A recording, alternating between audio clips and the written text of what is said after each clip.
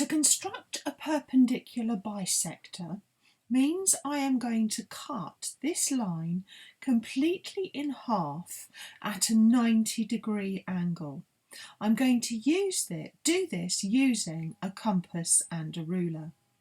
The first thing I'm going to do is I'm going to set my compass on the one end of the line and set the pencil so that it's stretched to over halfway along the line itself. I'm now going to make an arc at the top of the line and the bottom of the line, making sure that my arcs can clearly be seen.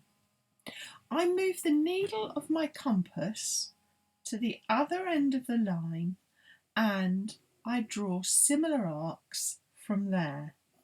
I make sure not to change the distance between the needle and the pencil. By doing that, you can see I've created two crosses, one at the top of the line and one at the bottom of the line. I'm going to join these crosses up using a ruler and drawing a straight line through both of them.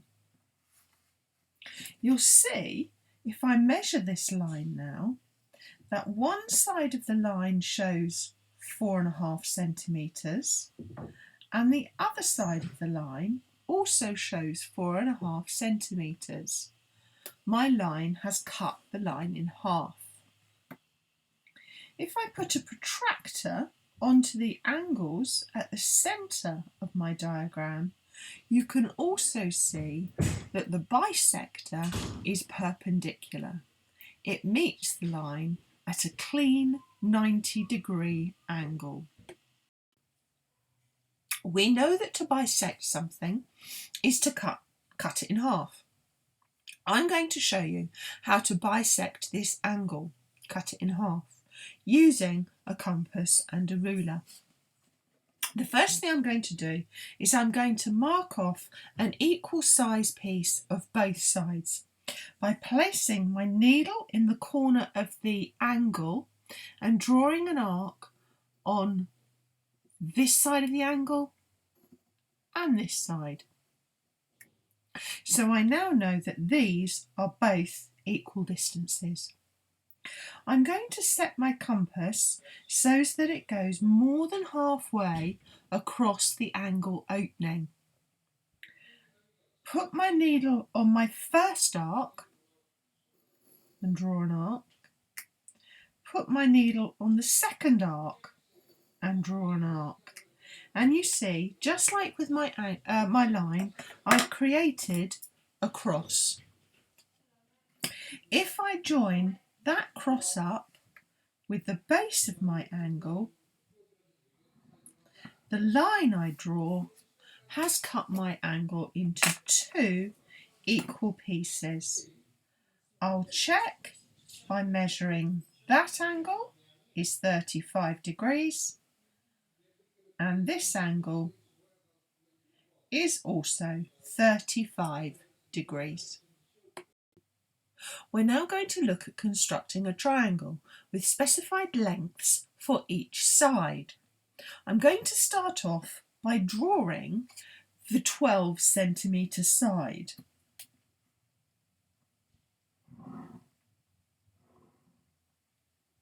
I'm going to construct the other two lengths of the other two sides using my compass.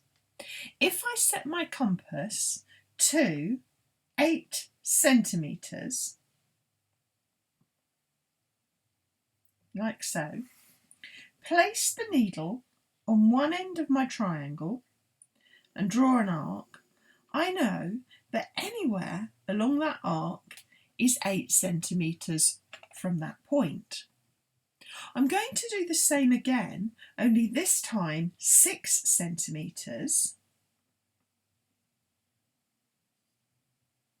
And I'm going to draw the arc from the other point on my line.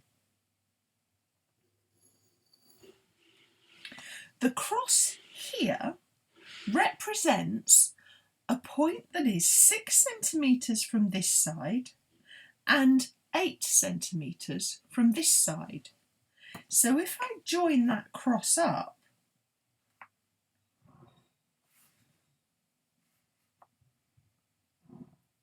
there I have my triangle, and I can check my line lengths with my ruler. That one's 6 centimetres. This side is 8 centimetres, and this base one that I drew first is 12. In my final construction, I'm going to draw another triangle. This time I've been told the base of my triangle must be 11 centimetres, and then I have two specified angles, one of 47 degrees and one of 55 degrees.